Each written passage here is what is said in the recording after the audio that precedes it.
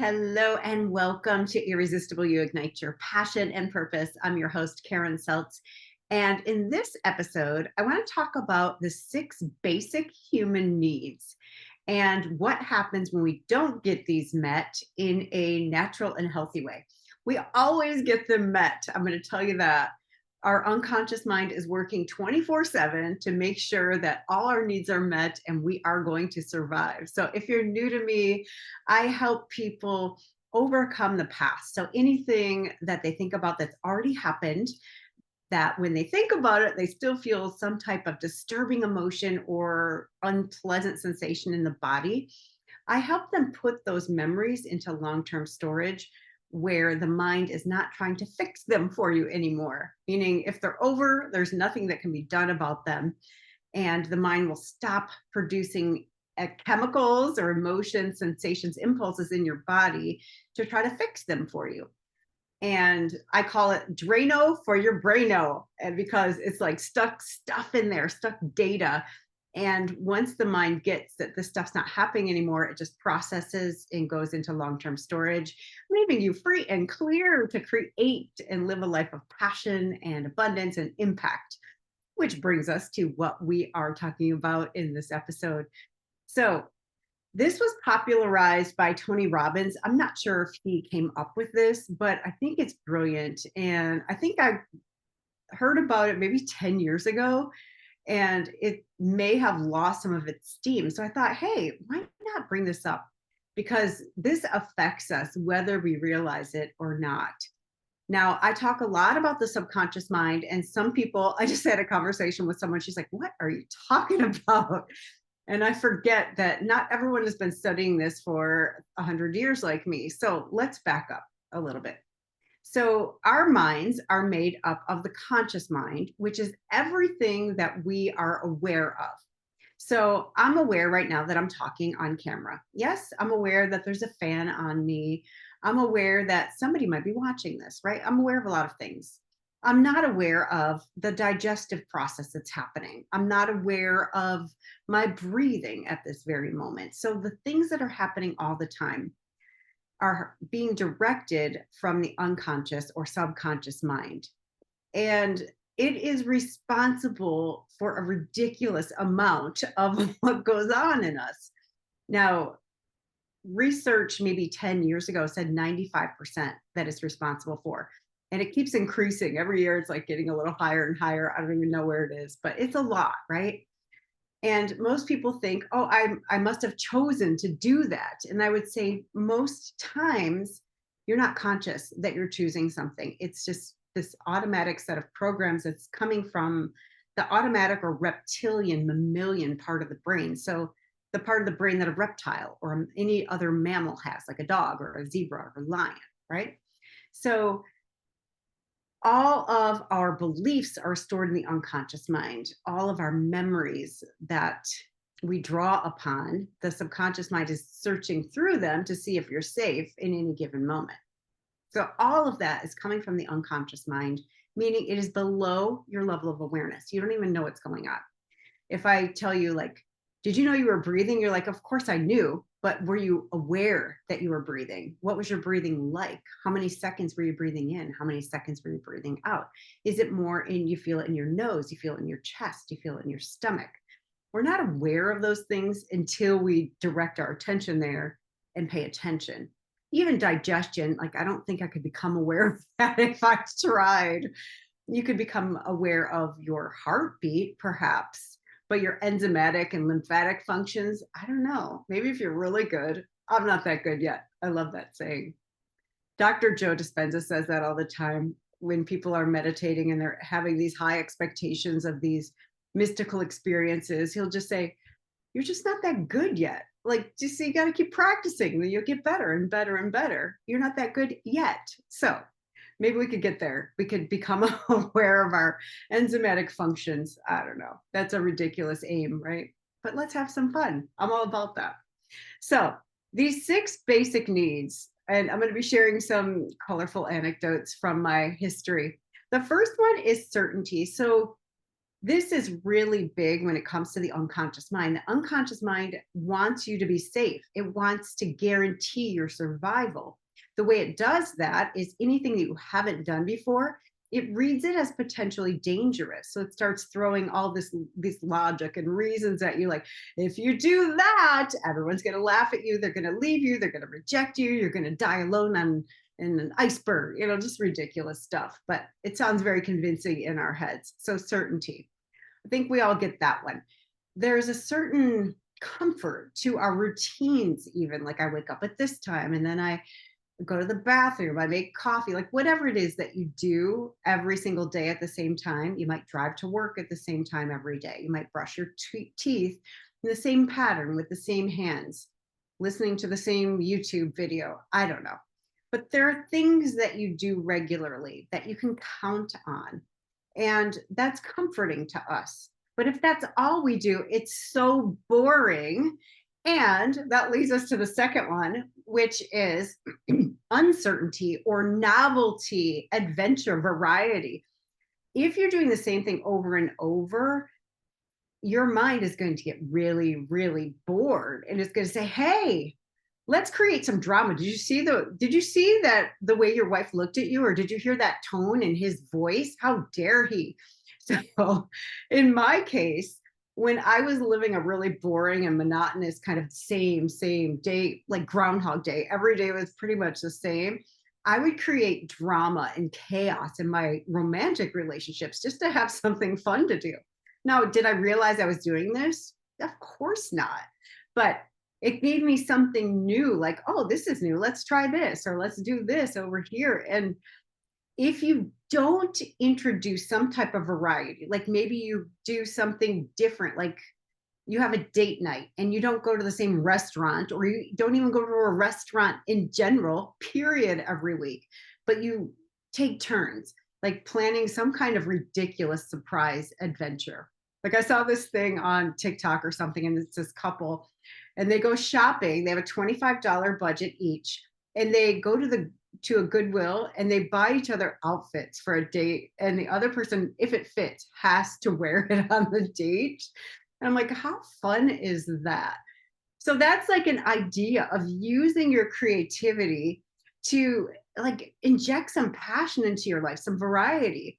If you go on vacation, do you go to the same spot year after year? Or do you go to different countries, different states, different experiences?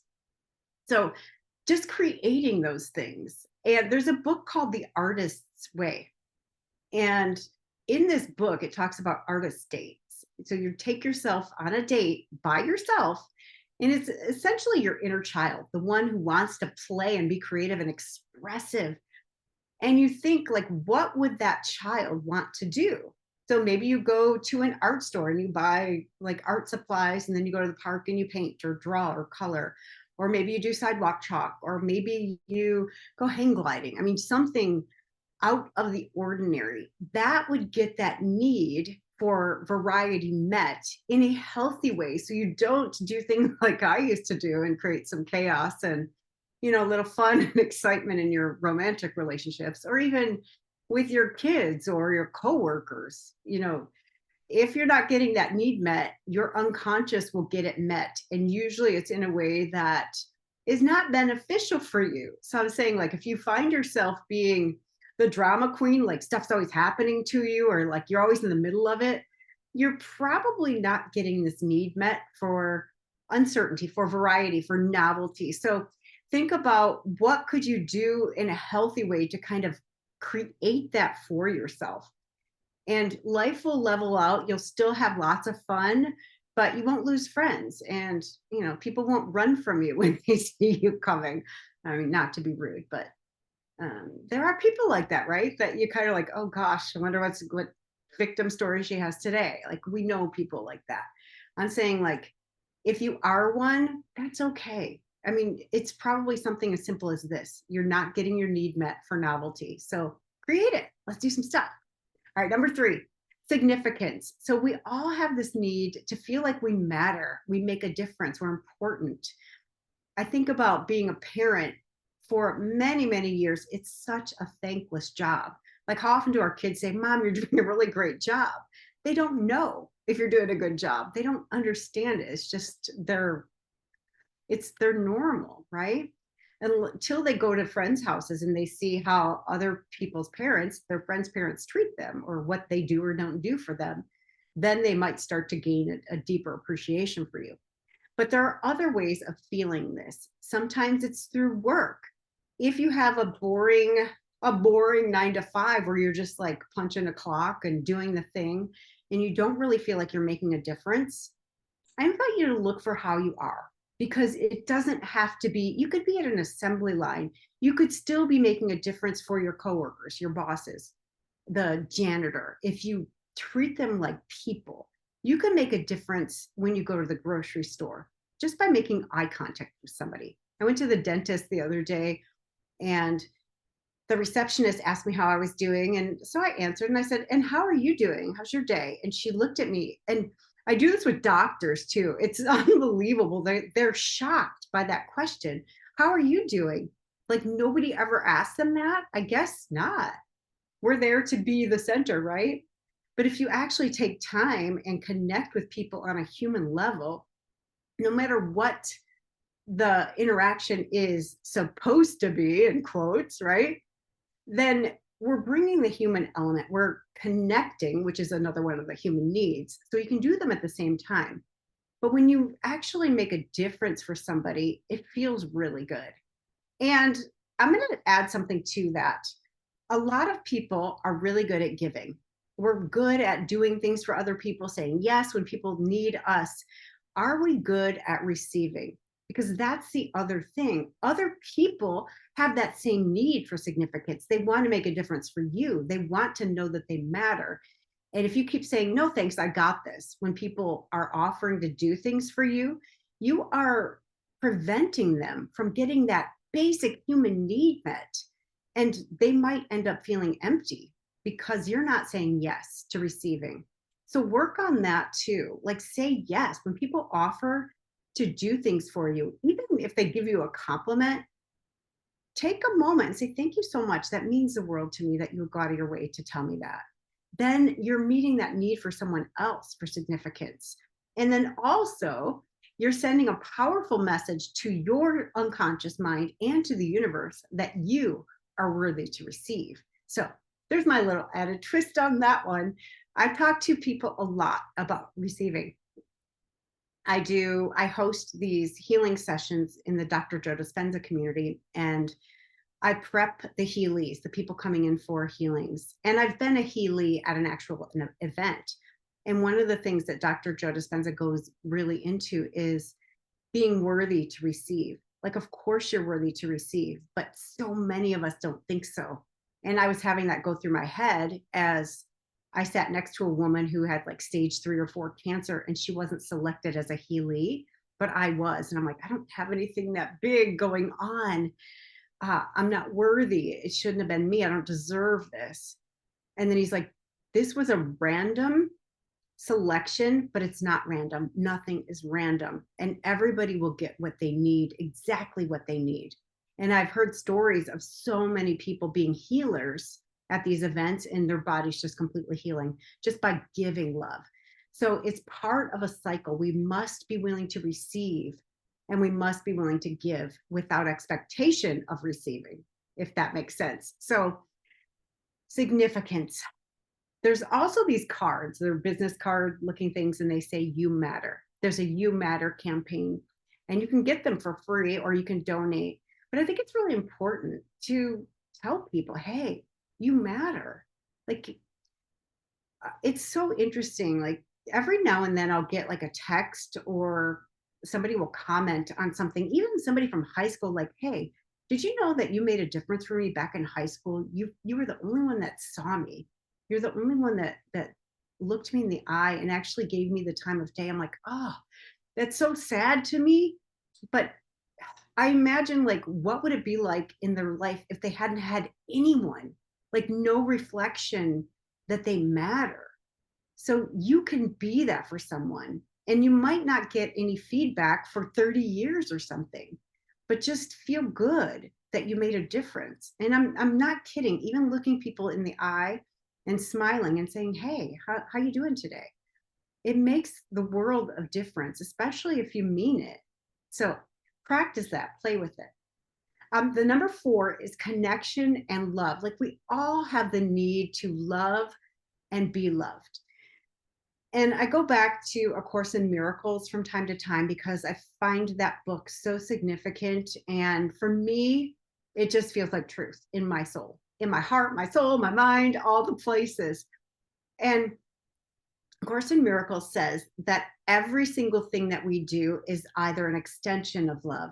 So I'm sending out love. I'm even with my heart, with my energy. If I focus there, I create this love bubble and I love everyone around it. Or I can think of certain people and send them love right now. So my daughter is, 1,700 miles away at college. I can think of her for a moment and just send her love. And I know that she'll feel it. She might not know what it is, but she'll feel it. So you can do that. But the other part of that, again, is accepting the love that's always there for you. It's always there. It's always there from God, source, universe, spirit, and probably from a lot of other people. So if you are not feeling loved or lovable, please reach out to someone and just talk to them. Say, hey, do you have capacity to support me? I'm feeling really low today.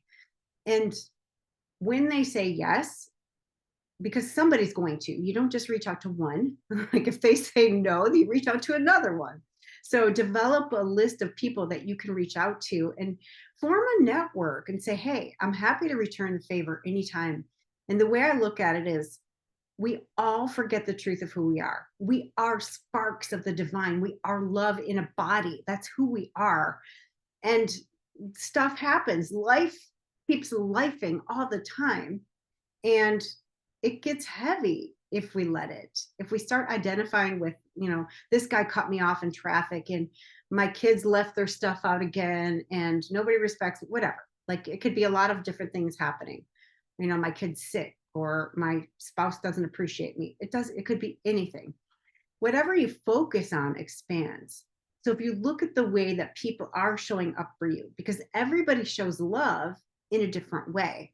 And you can look at the 5 love languages and figure out yours, and then figure out your family members, maybe even your coworkers, your boss, and start to love people in the way that they're capable of receiving it. We usually have like 2 primary love languages and then some secondary ones. Like if people buy me gifts, I'm like, okay, thanks. And it's usually, I don't receive it well. It's because it doesn't matter for me usually, unless it's an experience, a shared experience. Then I'm like, oh my gosh, yes, I can't wait to do this with you.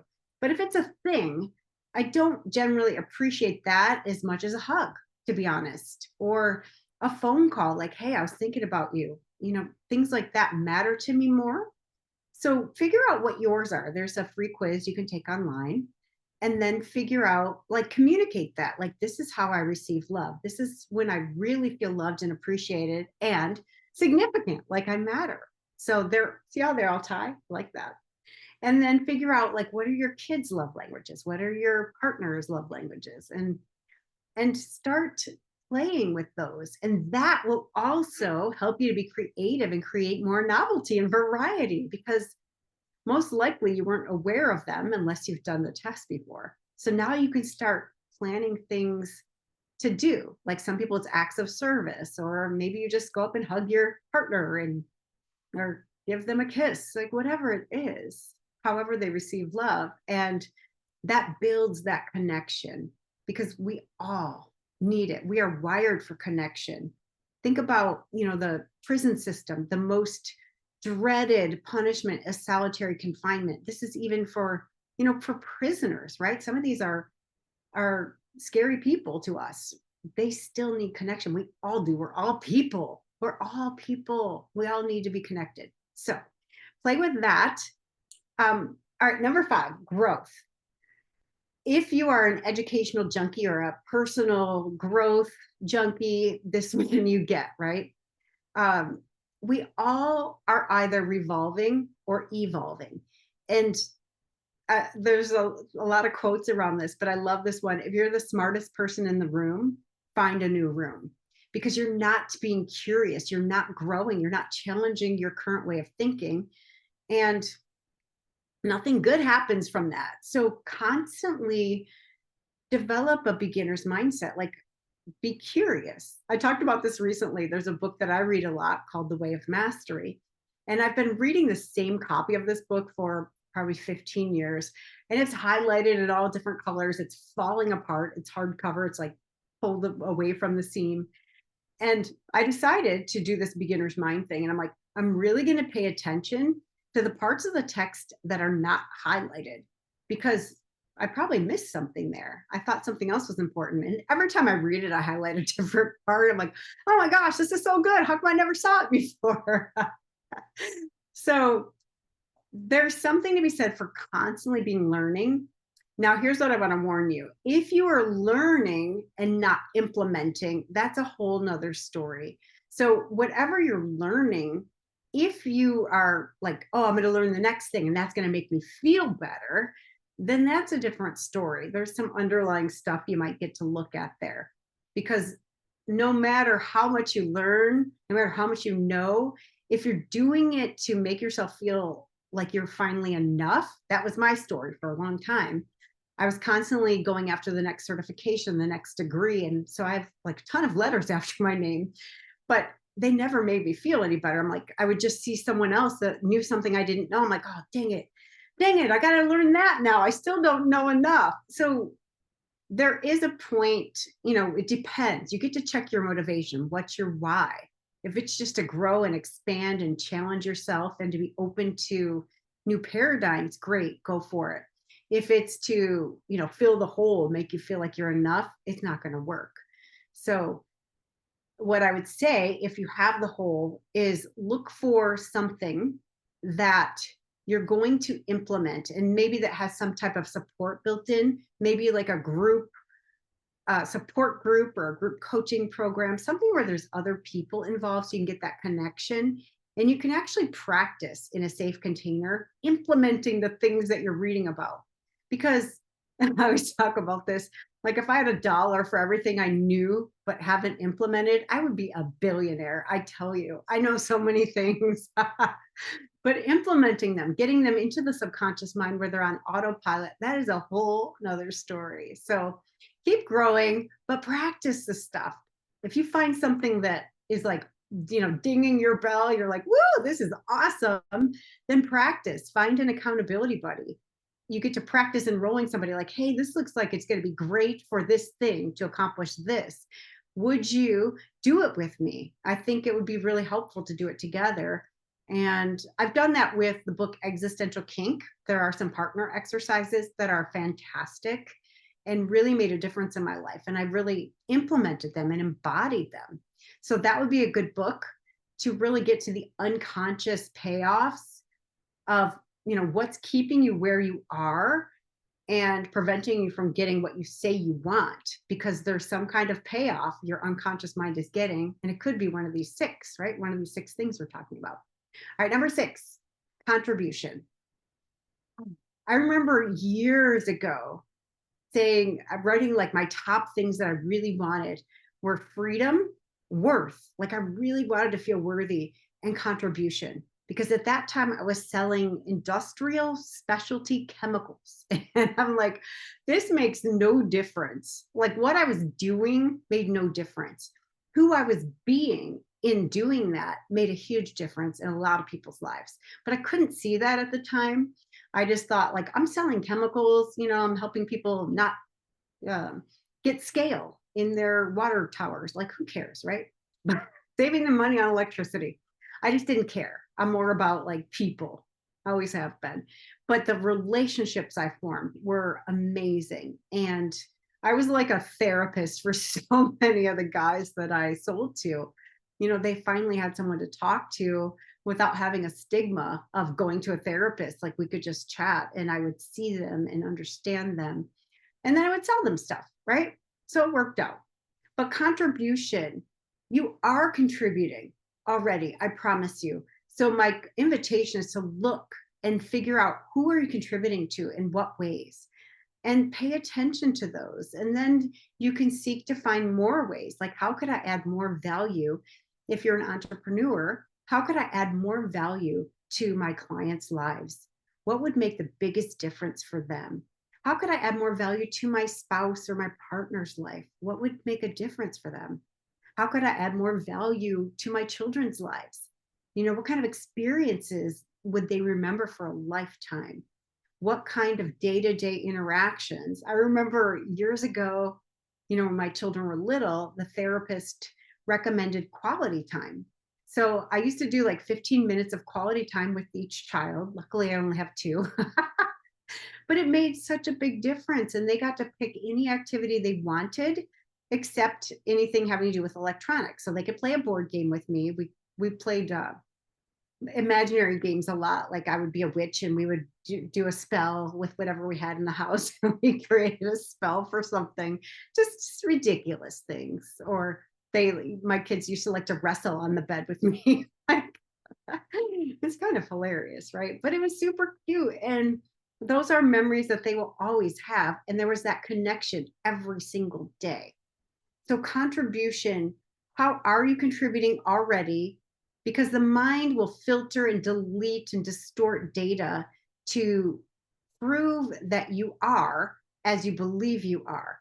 And beliefs are simply not true. They're not. Right in the middle of the word belief is the word lie, and they are lies, because beliefs create your reality.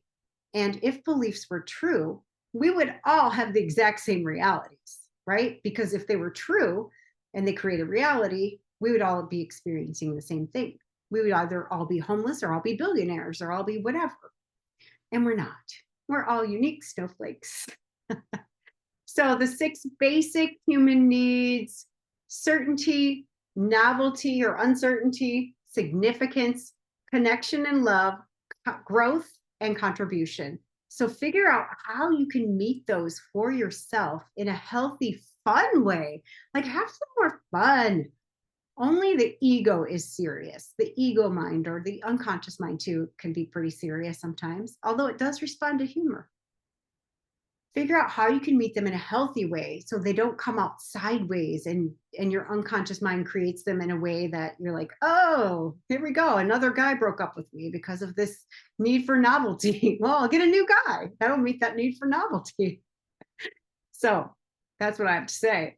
Thank you so much for watching Irresistible You Ignite Your Passion and Purpose. Again, I'm Karen Seltz. If you happen to be struggling with any past events and you want them to not be affecting you anymore, I invite you to go to my website and book a free call with me. We can get on a call and see if a rapid resolution therapy session, or 2 or 3, depending on what's gone on for you, would help you to clear that. And it is always my intention to make a significant difference for every single one of my clients and every single person watching this show or listening to me, because you're investing your time. I am intending that this make a significant difference for you. So if you like this episode, please like it and share it, or comment. Tell me what you liked. Thank you so much for watching. I'll see you right here next week. Bye.